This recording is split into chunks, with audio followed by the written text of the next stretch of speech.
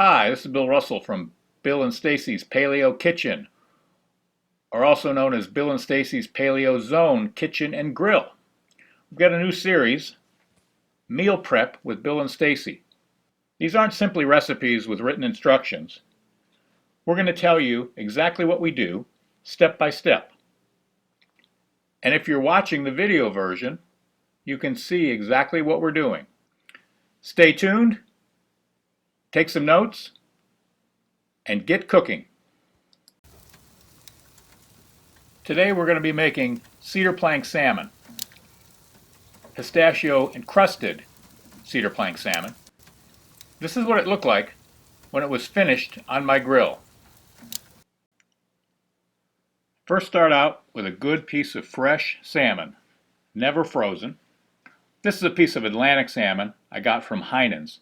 It's a Verlasso brand. I do buy farmed Atlantic salmon from two places, from Whole Foods and from Heinen's. I trust that they choose a quality product that's sustainable and traceable, but I wouldn't buy the Atlantic salmon that's frozen in any other grocery store. That's just my preference. So this piece is about a pound. So I'm going to dice up about 2 tablespoons of red onion, garlic, and pistachio nuts. I also use macadamia nuts sometimes and cashews. Those are my 3 favorites. Use a generous portion of each, and then you can decide how much you want to put on. After I've got everything chopped up, I'm going to mix it together and add some seasoning to it. You can use anything that you like, blackening powder, Old Bay. Today I'm using Chef Paul's Magic Blackened Redfish Magic, as it's called. It's one of my favorite toppings that I put on a lot of things. I put it on a lot of fish and chicken. I use a pretty generous amount of seasoning, and then mix it all together, and there you have your topping, getting ready to put on the salmon. Next, I take a sharp knife and I cut some slits in the salmon fillet, about halfway through the meat, and I'm going to salt the entire top of the fillet with sea salt. Next, I'm going to spread yellow mustard all over the top of the fillet. It helps the topping stay on the fish, and it also keeps the salmon from drying out. I use yellow mustard on a lot of things, ribs, chicken wings. If you've never used mustard like this before, trust me, it's a magic tip. You want to use it. Nobody will know that you spread mustard on the top of the fish when they eat it. So after I've got the salmon fillet coated with yellow mustard, I'll put my mix all over and press it down so that everything stays put. And I place it on a cedar plank. Sometimes I soak the cedar plank in water for a half an hour. Sometimes I don't. It really doesn't make a whole lot of difference. The instructions in most recipes will tell you to soak that for a couple hours so that it keeps from burning. Again, it's an option, your preference. While I was chopping up the ingredients for the topping, I went and turned my grill on to preheat it.